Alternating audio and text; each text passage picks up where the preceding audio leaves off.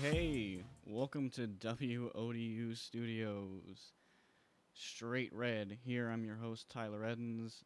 And Straight Red, this is your home for soccer news and headlines for the past week.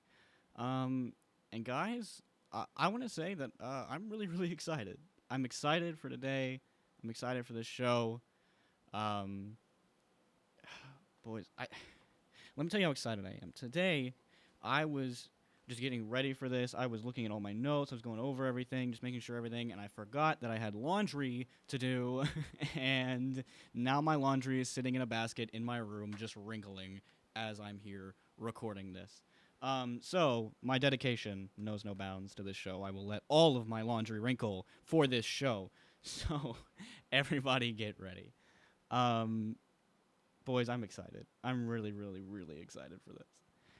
Because today we have a lot of stories, some smaller ones, some bigger ones. So we're going to rush in here to a story that is actually very, very scary and a little sad. Today I want to talk about Mario Icardi of Inter Milan. He's a striker for Inter, and he just recently signed a new contract. He had a lot of speculation around him during the summer about whether he was going to go to Arsenal, whether he was going to stay with Inter Milan. You know, there's a whole lot of stuff going on there. Um, but it's come out here recently that he's fallen out of favor with the Inter Milan fans over his new autobiography that he wrote. And if I sound like I'm reading from a prompt, it's because I am, because I want to get all this information to you at 100% correctly, because this is a very intense situation going on right now in Milan.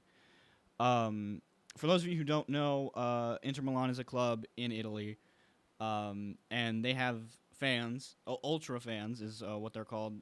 There's ultras around a lot of teams and in the world, and ultras are, you know, extremely fanatical fans and supporters that sometimes go to the point of violence and hate speech to support their club or to support their ideas about the club. And here recently, in Mario Kart has fallen out of favor with these ultras, and let me just explain the whole situation here. So what happened is back in 2015, February of 2015, Inter Milan had just put on a terrible, terrible game. They lost 3-1 to a team by the name of Sassuolo.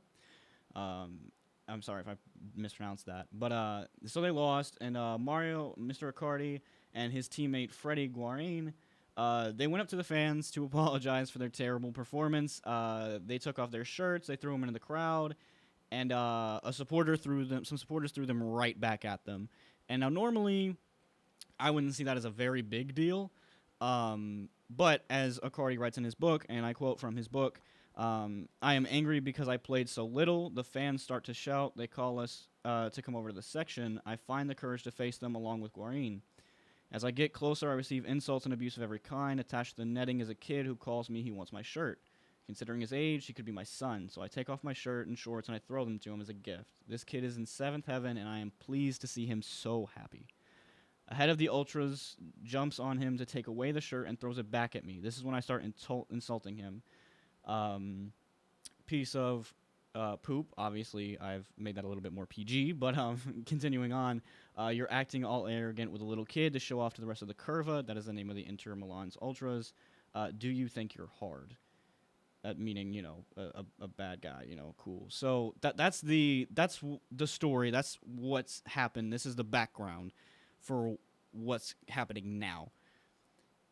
In a recent game, Inter Milan supporters unveiled a banner that read, addressed to Icardi, that read, you use a child to justify yourself and fling mud at us. You're not a man. You're not a captain. You're just a vile piece of poop again. So that, again, is just name-calling and whatever. It's not a big deal, you would think. Unfortunately, it escalates even further to the point where there is apparently also another banner placed outside Icardi's home in Milan that reads, "We are here. When your Argentine friends arrive, will you warn us or do it like a coward?" And this is in reference to a boast Icardi had made a little while ago about that he had some friends in Argentina, specifically 100 criminals from Argentina, that were watching his back. And then it escalates even further because since the incident, there have apparently been some ultras that were around Icardi's house, directly outside of his home. Sky Sports chief reporter Cave Solikol posted on Twitter that they were outside. His tweet reads directly, "Enter ultras at Mario Icardi's home tonight, angry about claim in his book that he confronted one of them. Ultras, in quotations, Icardi, you are finished." So, when I first read the story, all it had said was the banner at the game and about how the Inter fans were now calling for him to lose his captain spot because he's the captain of the team. So I didn't think much of it at all. I didn't think it was a big deal. I surely did not think it was going to escalate to, threats being made against such a player.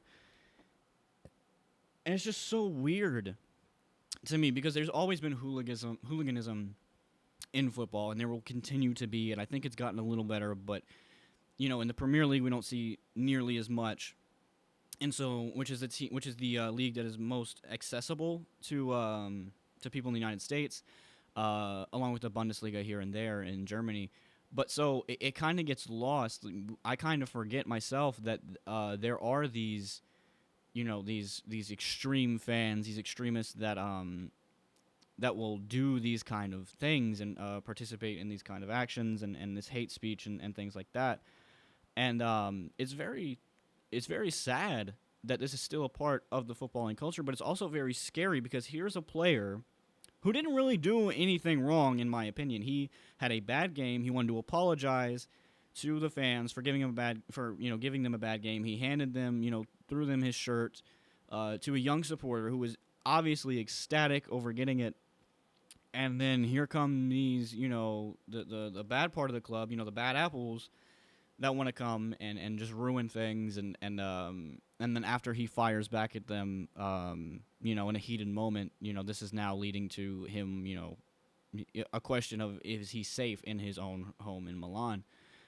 And it's a very, very scary situation. And I bring it back to Arsenal because Arsenal had been in talks with acquiring Icardi from Inter Milan to help with their struggling strike force. And now it seems like they may pick him up for the winter transfer window simply because he is not safe in Italy, it seems. He's just not safe in Milan around these fans. And it's very sad to hear and it's very sad to say that would be the reason for his move. But it looks like if things escalate, he will most likely not be there very much longer, unfortunately. So yeah, that's something. I just don't know what to say about this. It's just so it's like I said, it's so weird to me because we don't really have this problem in the Premier League. When I watch the Premier League, I don't see this issue very much. Obviously, there's some fans that, are wild and crazy and whatever. But they're not to this extent of I'm gonna go outside this player's house. I'm gonna threaten him. And it's really ridiculous. And I just don't. I really don't understand it at all. I just don't get it. And the sad thing is that he may not even leave come winter because he just recently signed a new contract with Inter Milan. And so anyone who's going to want to buy him from them is going to have to pay a lot of money to get him out of this contract that he signed. So it's just a troubling situation all around, I think, for anyone who would want to sign him. They may not be able to because of the price, and for him himself because he's, in a dangerous spot, obviously, with these, extreme fans, obviously unhappy with him. And also it's a bad spot for the club as a whole because he's a good player. Mario Icardi is a fantastic striker, in my opinion, and I think that he really, really helps that team and really brings a good aspect of that team. And if you're going to lose him over some, silly comment in some book, then I think I don't know. It's not like it's not like he came out and like said the club was absolute garbage and he was tired of playing for them and he wanted to go somewhere else and he's upset that he didn't get his Arsenal move. Blah blah blah. It's not like he said anything of that. He just called out this this one guy that was like, hey, like you're that's not cool. Like you're being dumb. Like what's wrong with you?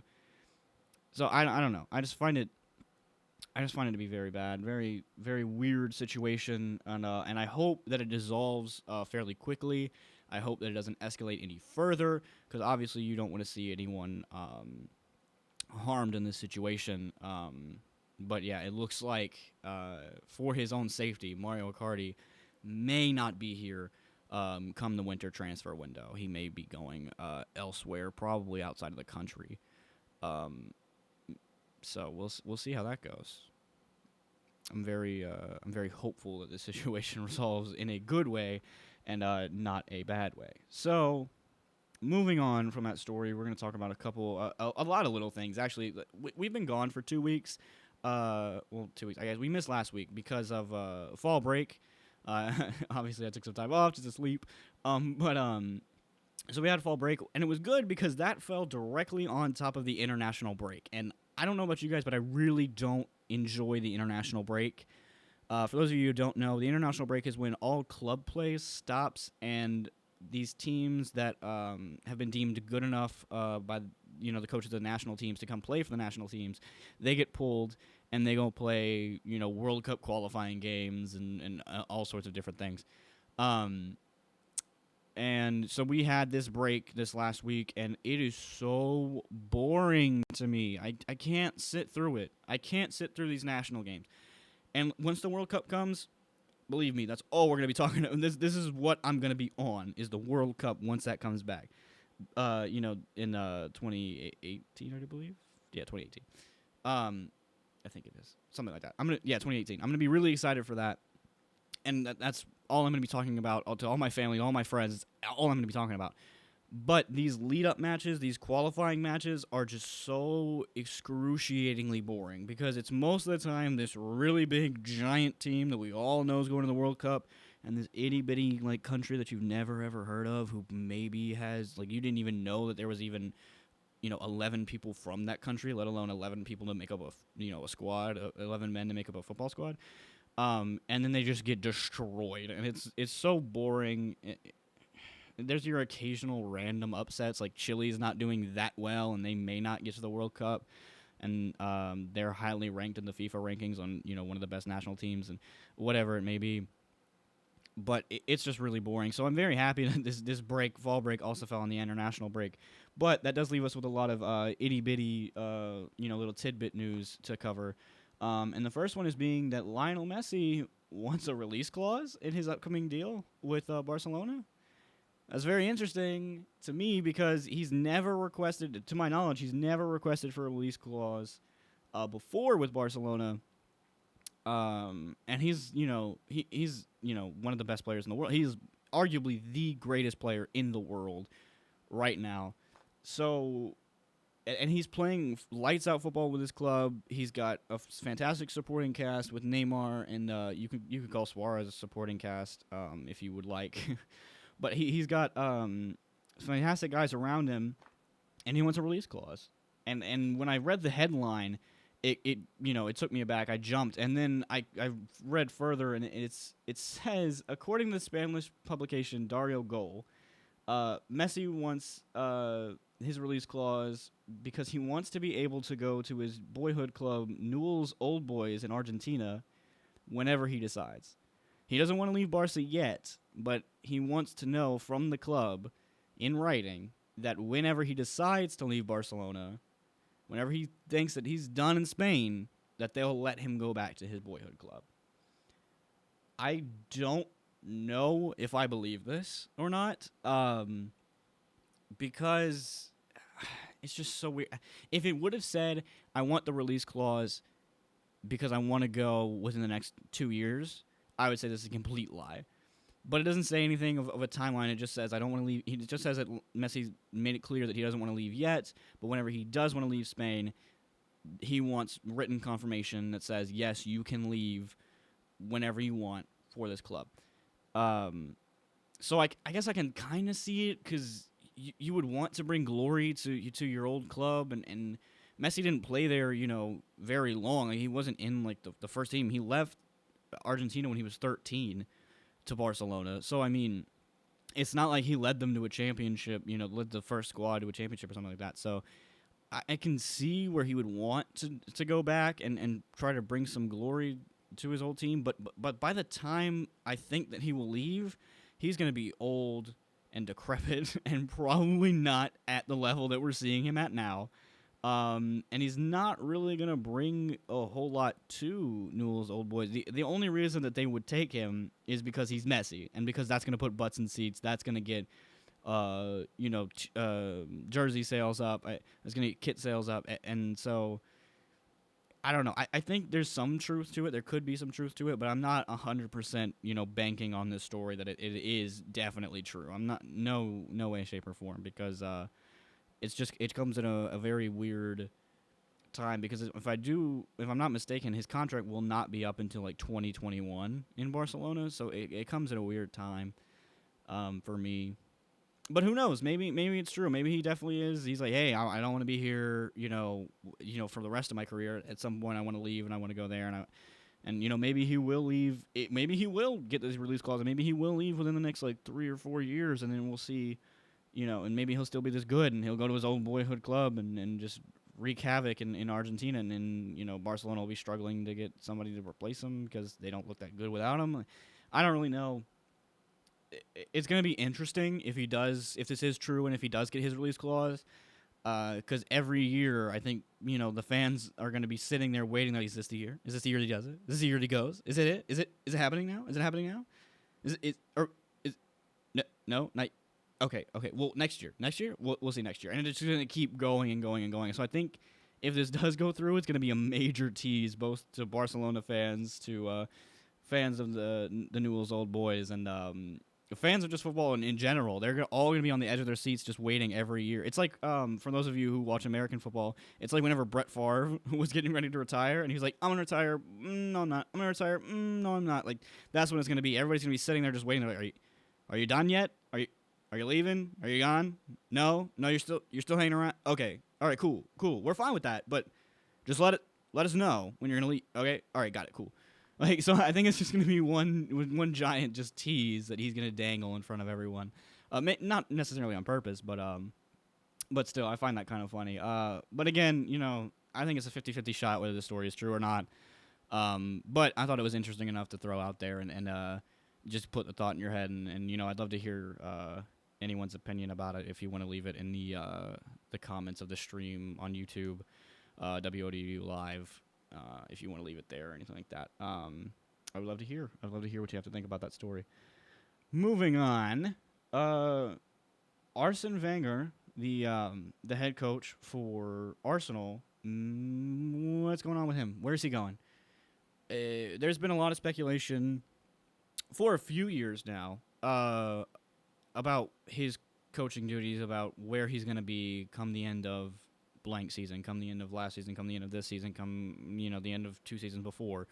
There's been a lot of speculation about where he's going to go, if he's going to stick with Arsenal. And there's been a lot of hints this year that he may not be coming back. The biggest one coming from Arsenal chief executive Ivan Gazidis. There's a lot of hard names in this week's show, so bear with me, guys.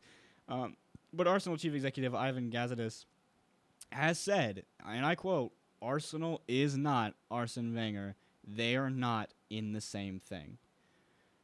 So, for a long time, a lot of fans thought Wenger has been the guy. He is Arsenal. He's going to be able to decide when he's going to leave, when he wants to leave on his own terms.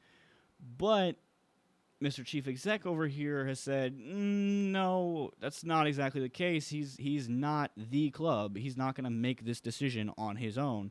We're going to have talks. We're going to figure out what's going to go on. And, I mean, his contract ends in June. So they need to be having these conversations soon. And I think it's going to probably be pushed to the back for most of the campaign, for most of the Premier League. run. I think if Arsenal gets knocked out of the Champions League in the first knockout stage, there's going to be a lot of heat and a lot of call for him to leave. If he will or not, probably. I would say if they get knocked out in the first round of knockouts, then he will probably leave that season this summer, simply because Arsenal has always been a very prominent team in the Premier League. They want to be a prominent team in the Champions League as well, and also I think Arsenal's fine in the Premier League. I think they're going to continue to be towards the top. If they don't win the Premier League this season,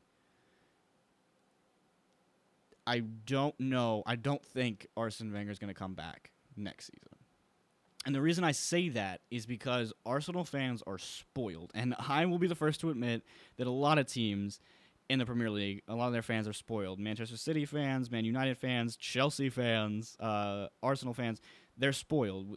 They've had success, and when they don't have it, they get very, very, very angry, and they immediately want change. If they don't win the league, then they want something to change. We saw that with Louis van Gaal in Man United. They had a couple good campaigns, and then they started to slump off a little bit by their standards, and then he was cut. And I think a similar thing might happen here with Arsene Wenger. While they did finish second last season, and I think even they might have finished second or third the year prior, I don't remember. I think if they finish second again this season, I don't think he's coming back, simply because of just the bad taste that a lot of fans have in their mouths, and a lot of fans calling for him to leave, and his contract being up. I think all of the wrong things for Arsene Wenger are just piling up right now. And so I think he's got a lot of pressure to, one, make it deep into the Champions League, and also to win the Premier League this season. If he wins the Premier League, or if he has an impressive showing in the Champions League, I don't think he leaves. Because I think that, especially if he has a good showing in the Champions League, because I think that Arsenal, again, that's one of the things that they really want to focus on. They really want good Champions League play. They want good European play. And if they can do that, then I think that'll be enough for, the higher-ups, for the executives to be like, okay, let's keep him on. Let's keep it going. Let's see what he can do next year. And, I think it's going to be a perpetual thing like that if he continues to do well in the Champions League. But that is up in the air. But definitely if they don't do very well in the Champions League and they don't win the Premier League, he's gone.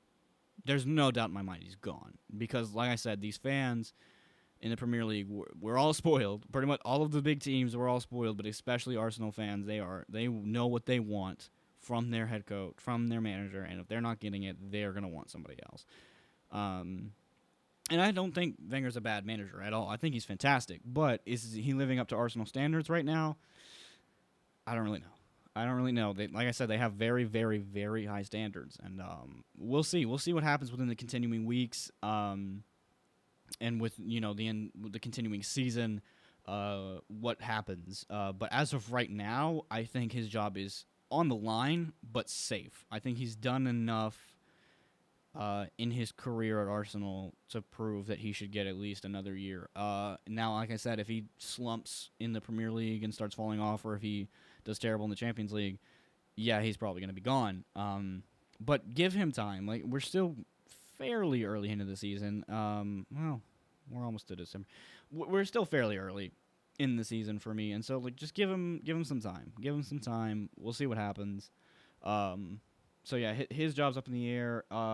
If he does leave, though, there's a lot of speculation about him becoming the England manager. Because Southgate is the manager now over there after Sam Allardyce had to leave for some extracurricular reasons that we're not going to get into right now.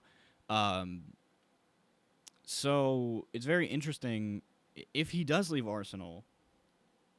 Are these Arsenal fans gonna turn around and be like, yeah, let's have him run England? Because England fans, to me, are even worse than Arsenal fans at how they want their managers to be and what they want the managers to do, because they are so used to getting to these big competitions and doing okay, and then just getting clobbered. We saw it in the Euros. They looked good. They looked fine. They had some questionable performances, and then Iceland, of all people, just knocked him out. These minnows just knocked out England, which has some of the greatest players in the world on that team, and that prompted to the sacking of Roy Hodgson, who was not a good manager to begin with, but we're not going to get into that either. So it's interesting. Southgate, like I said, is the interim manager right now. I think they're still looking for someone else because I don't think they want to bank on Southgate. But would Wenger be a good fit there? I don't really know. He's come out and said that he believes that the England job should stay with an English manager. He just feels like that's what's right. That's what should be done. But so I don't even know if he would take it if he was offered. But I don't know if he's the greatest fit there. I don't know. He's got a great way of pulling success out of his big name players, but these younger guys, he's kind of struggling with. I don't really know. I just don't know. It's such a weird scenario. Leaving Arsenal and then the national. I don't even think. I think that he made that offhanded comment. I think he made that comment of just like, oh yeah, it should stay with an England manager.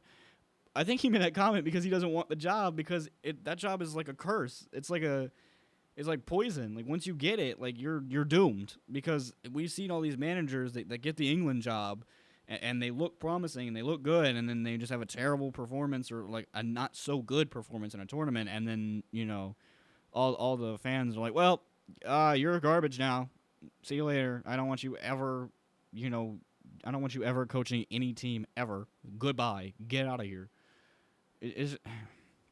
I don't know. There's not a lot of success that's come out of England's national team here in a lot of recent years. And I think whoever takes that spot full-time is going to be in a very, very rough spot, especially with World Cup 2018 coming up right around the corner. It's... I don't know.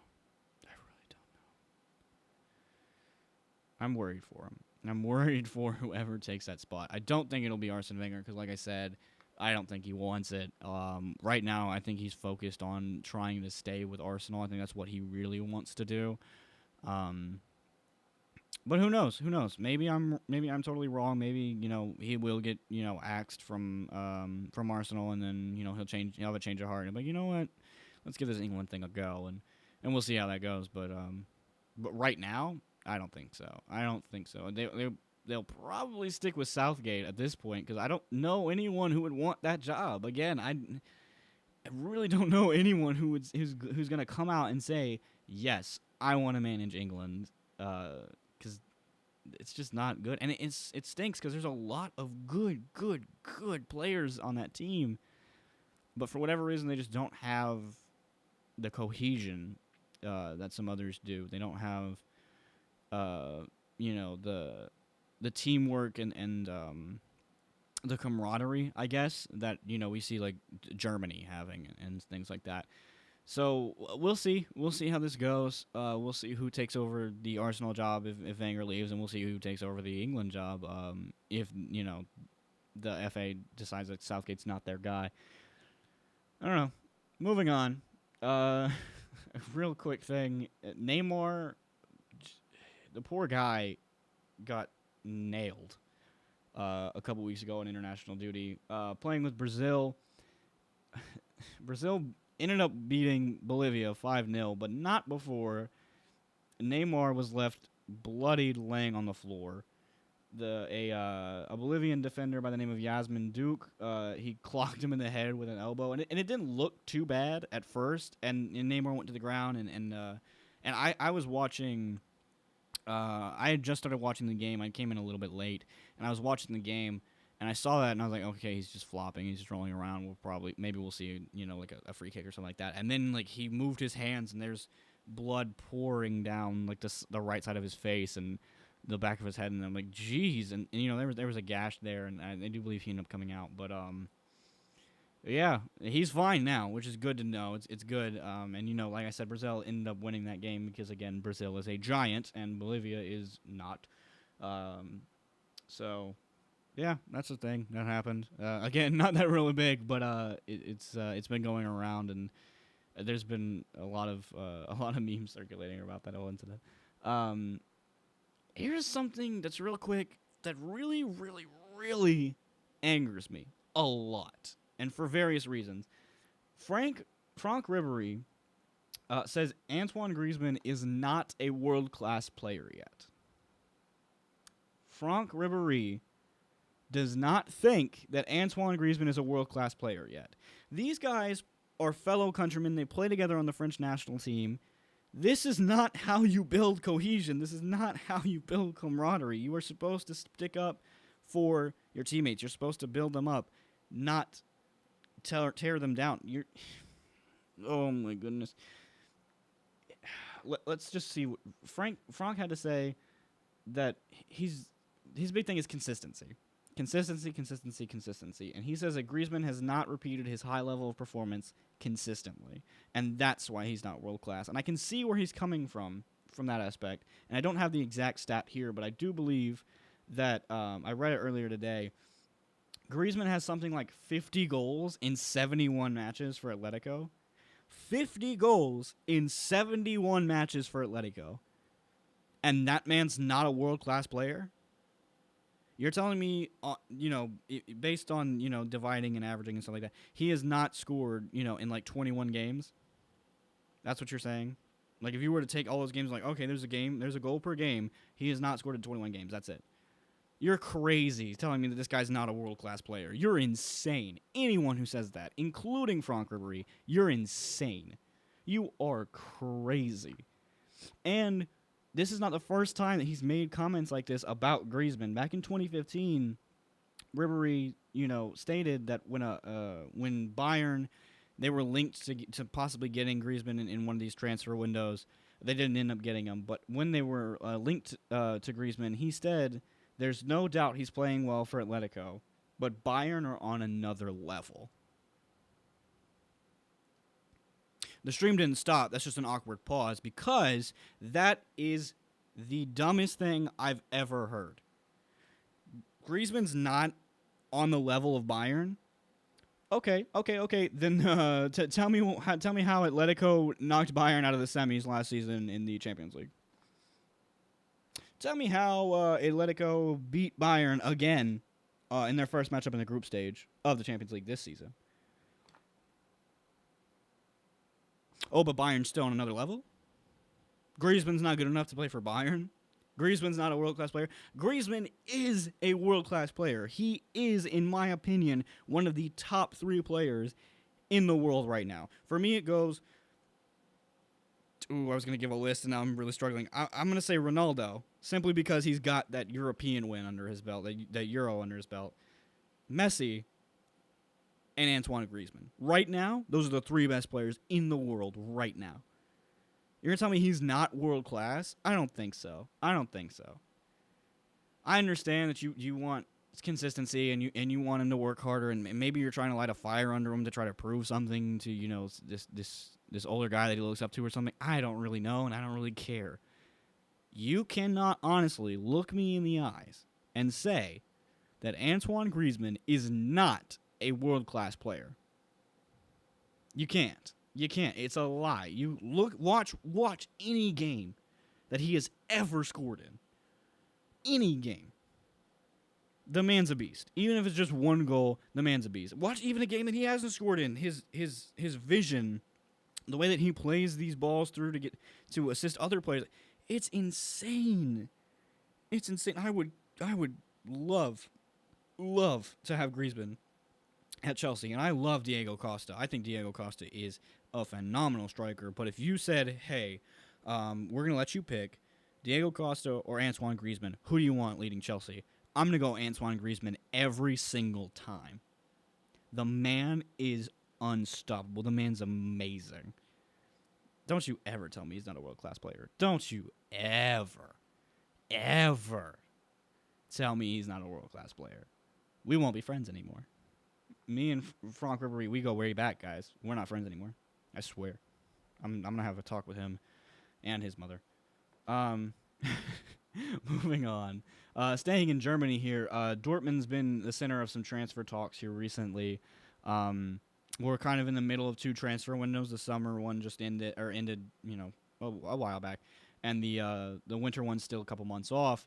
So we're in the middle here, and this is when some transfer rumors still are sputtering up. And one in particular is one that has been going on since the summer, and that's Aubameyang, the striker for Borussia Dortmund, has been linked to, again, multiple clubs, including, the Ligue 1 champions PSG, Real Madrid, and most recently Manchester City and my beloved Chelsea.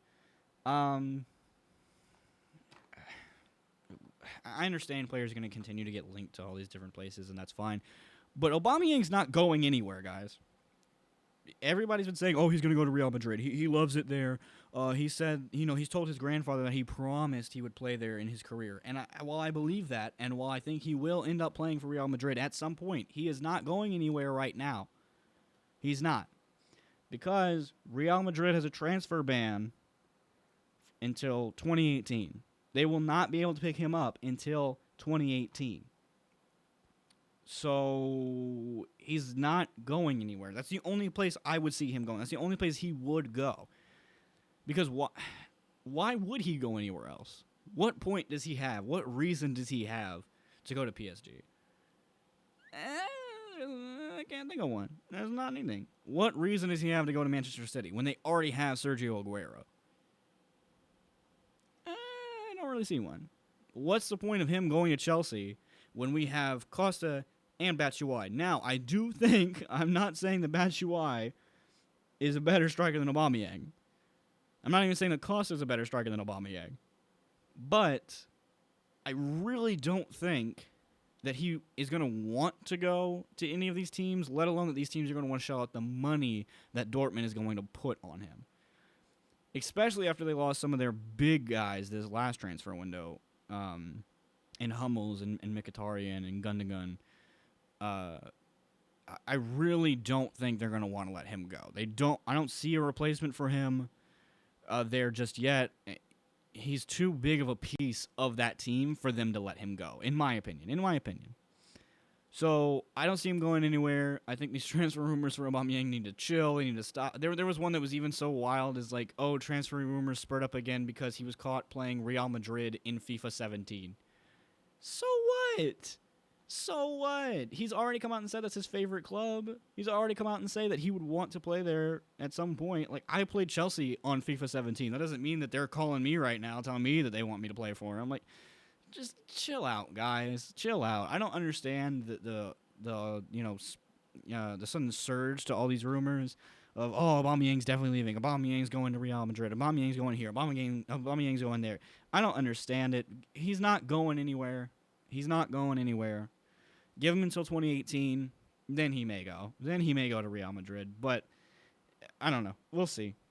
I don't think he's going anywhere at all. There's really no reason that Dortmund would want to let him go, especially after they fought so hard to keep them in the summer transfer window. And like I said, they got rid of a lot of other guys. That's part of the reason why they wanted to keep him, but still, I don't see him going anywhere. So everybody just needs to chill out with that. Also, Dortmund, the CEO, has ruled out a return for Henrik Mkhitaryan. Like I said, this is one of the big guys that they lost last summer to Manchester United. And there's been some other players that they've lost. Nuri Sahin, Mario Götze, and Shinji Kagawa. They all left, in respective seasons to different clubs, but they all came back and have been doing fairly well since they came back. Götze especially has picked up his form from when he came back from Bayern. So why not Mkhitaryan? Why not him make a comeback? This is what the CEO, Hans Joachim Watzke, had to say. He says, no. Any intelligent player should consider in advance what kind of environment they're moving to. When you're playing in surroundings where things are working for you, like in Dortmund, then it is quite strange to give that away to give that away again once things have started to work out for you after a long time settling in. So it seems from that statement that the CEO wants Mkhitaryan to do well. He's rooting for him, but also he's a little salty. He's a little upset that he's gone. He's a little upset that he was doing so well in Dortmund and then was like, you know what, it's not for me. I'm gonna leave. And now he's doing, not so hot in Manchester United at all. He's doing poorly, and so I think the CEO is kind of getting a little kick out of that, and he's kind of threw some digs at Mkhitaryan there, but so yeah, it seems like he's not wanting him back, and maybe there's some like personal things there. Maybe I don't know. Maybe the way that Mkhitaryan and his manager handled the situation, maybe the CEO didn't like that.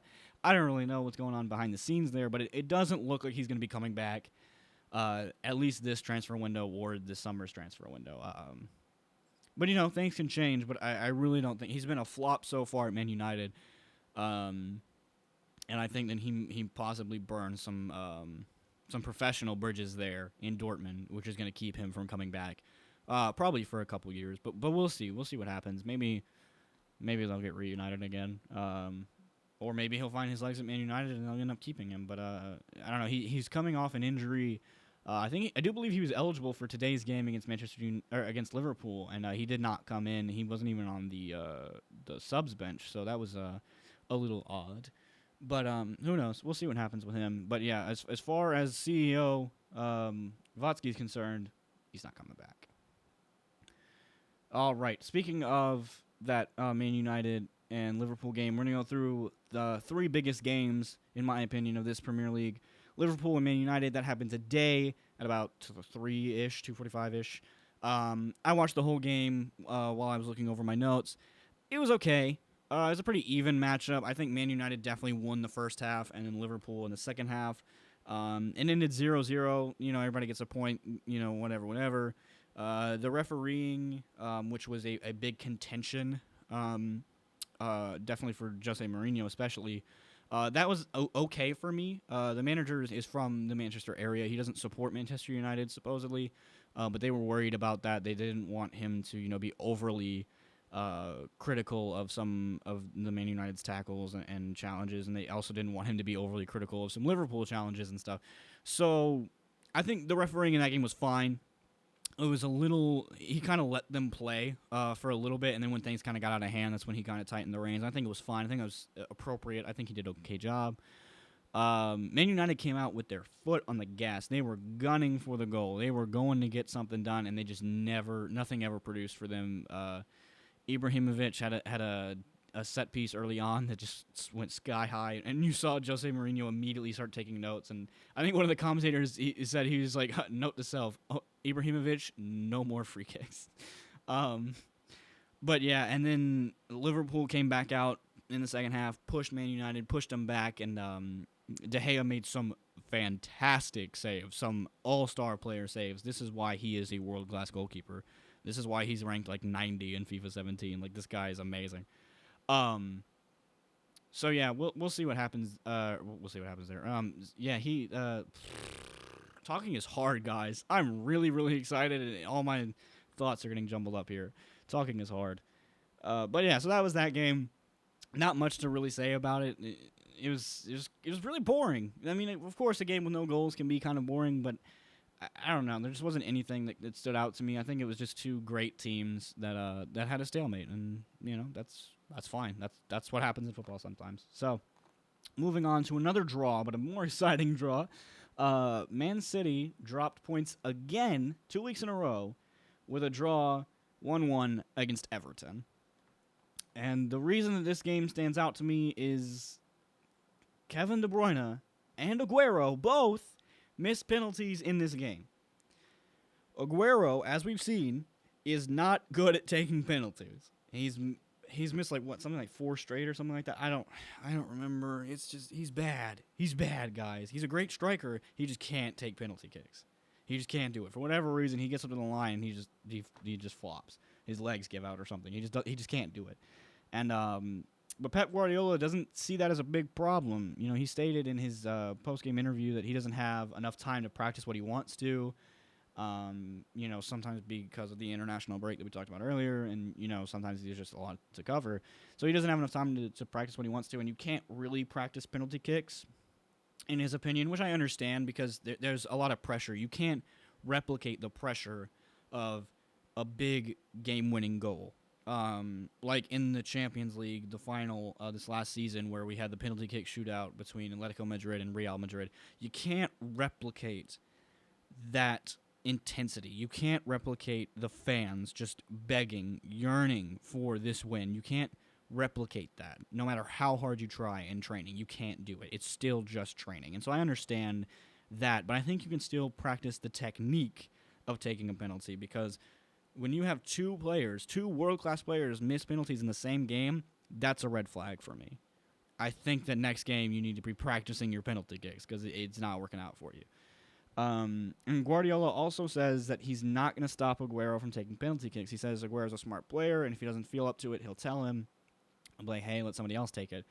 But and this is a quote from Pep specifically. He says, if a player is there and says, I want to take a penalty, for me, it's enough. I don't think so. If Claudio Bravo came up to you and said, hey, I want to take this penalty, I think 90% of the time Pep Guardiola is going to be like, no, I'll have anyone else but you take this. I don't think that's true. I think he's trying to keep Aguero's, positivity up and keep his morale up. But you can't be saying things like, oh, if a player's there and says he wants to take the penalty, for me, that's enough. No, if Aguero continues to miss penalties, then eventually you're going to have to be like, look, you're not good at it. This is something you're not good at. Let's work on it, and let's have somebody else do it for right now. You need to do what's best for the team and what's going to win you games, because those two penalty kicks, as we saw, cost them the game. They ended up drawing in that game. So I don't know. We'll see what happens in that penalty kick situation, and if they can rebound. I mean, they had a loss against Tottenham a couple weeks ago, and now this draw. We'll see if they can rebound next week. And last of the Premier League games, my homeboys, Chelsea. We knocked off champions Leicester City 3-0. And finally, we got a new lineup. I've been begging and praying to everything and everything. Just give us a new lineup. I've been saying, I said it in last episode, give us a new lineup. And Conte, I guess, tuned in. He watched the broadcast. He listened to the video that came up afterwards. He watched it, and he's like, you know what? This kid's got something. And he gave us the 3-4-3, and my goodness, did we look good in the 3-4-3. John Terry was not playing, and we missed his leadership in the backfield. Not so much his skill, because like I said, he ages like milk. But we missed his leadership, but boy, oh boy, did it look good. Victor Moses and Marcos Alonso, they played as wing-backs, so they were pushed up the field a little bit. And you had Azpilicueta, David Luiz, and Cahill. They were all in the center. We looked so balanced and so organized in that game. It was amazing. We just looked so confident, especially in the backfield, which we have not looked in recent weeks. We looked fantastic. The best the defense has looked this season, in my opinion, in this 3-4-3 formation. It's fantastic.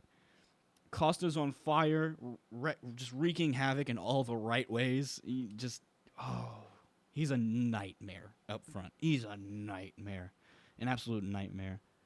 And Hazard, he's finding his way as well. This new formation has got him playing a bit more infield, which is allowing him to go behind some defenders and go to other sides. It's allowing him to use the pitch more in his attack, which is fantastic for me because he was, for a big part of last season and even starting this season, he was kind of pushed off to the left side, and that didn't give him a whole lot of room to be creative and to do what he really, really, really wanted to do.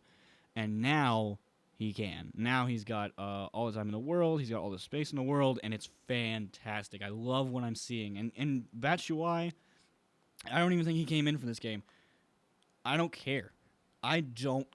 If this is how we play with a 3-4-3, as much as I love seeing Batshuayi, I don't care if he doesn't come into the game.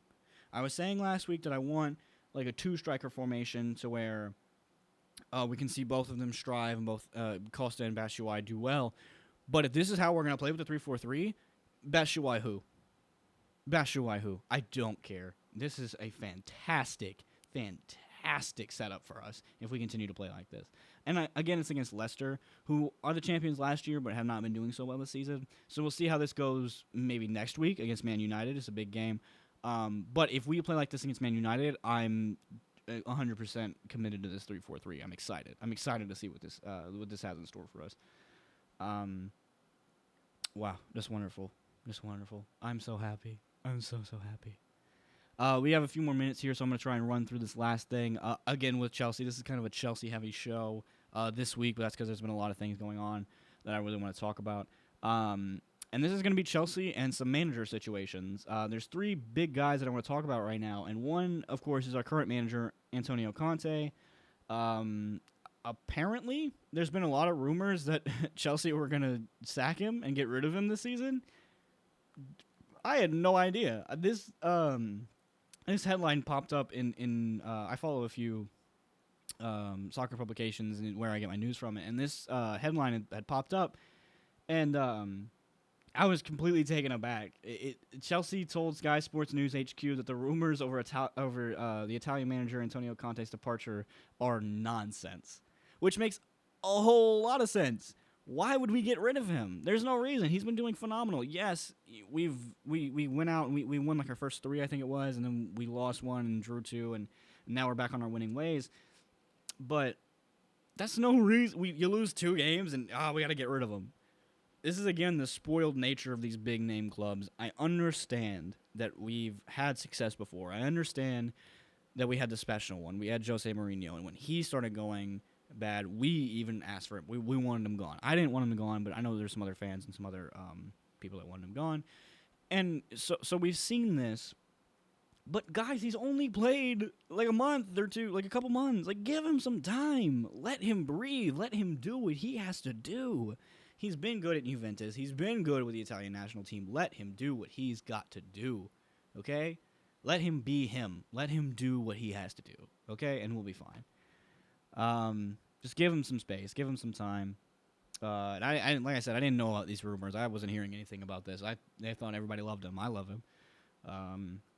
Another guy, second guy I want to talk about is Frank Lampard, who Chelsea legend. You know, he's now in the MLS. Apparently, according to an interview with Sky Sports Soccer AM, he said that as soon as he finishes playing, he wants to work on getting his manager badges, which is fantastic. But he says there's one problem: he only wants the Chelsea job. Now I know it's going to take him a lot of time to get it and to get his manager, credentials, and he understands this as well. But he also states that while he knows that this is going to take a while, he says the dream would be to manage Chelsea one day. And I'm excited for that. I think that he would be a good manager. I think he's very smart, a very savvy guy. But it just comes out of left field for me. Like I remember Lampard in previous interviews, he was like, "No, I don't want a manager. Maybe I do now. I don't know." He's been kind of flip-floppy about it.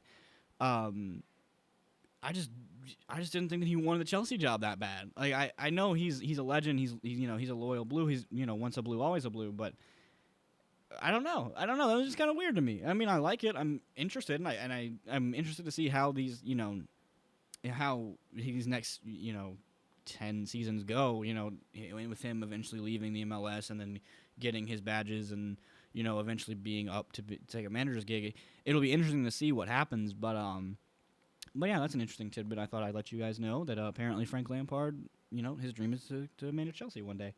And also the last guy that we're going to talk about in terms of manager-wise is John Terry, our captain. He posted a photo of some notes and some game plans on Instagram a little while ago with the caption that says, "Doing some homework for my coaching badges and running through all the sessions I've written down over the years." I did not know that he was working on this. I did not know that he was trying to become a manager. But I'm excited. I'm excited for this because when John Terry was going to leave last season, we all thought he was going to leave because Chelsea, there were rumors that they weren't going to work on his contract anymore. I was extremely disheartened. I wanted him back immediately, and he hadn't even left yet. I was extremely disheartened because I want him a part of the club. I want him a part of the club. Even if he is not playing, I want him a part because he's so smart, he's so technical. I want him to be with the club. And this seems that once he does retire, he's going to have some sort of this job with Chelsea. He's going to stay with them, and he's going to continue to work with them. And that makes me very, very, very excited. I want him to be like a player's a coach or an assistant manager or something, and maybe eventually also get that manager's job. We'll see, but depending on when Lampard and Terry eventually retire, they could be up for a manager's gig at around the same time. It'll be interesting to see how Chelsea's doing at that time, to see what happens with who gets the job. That'll be very interesting to see. But that's still, quite a number of years away, so we will see how that goes. It looks like Terry's already a step ahead because he's already been working on it. But that's all I've got for today. Also running really low on time, so I'm going to go ahead and go. I'm going to go eat some dinner. I'm going to let you guys go eat some dinner and have some fun. Thanks for tuning in with me again. I should be back next week, 5:30 to 6:30. Looks like it's going to be our usual time. So if you want to check us out, come right here to WODU Studios Live. We'll be here, like I said, every week. Mondays, 5:30 to 6:30. Thank you for tuning in to WODU Studios, the heartbeat of Old Dominion. This has been Straight Red. I have been your host, Tyler Edens, and I hope you enjoyed spending the night with me. Have a great night, guys.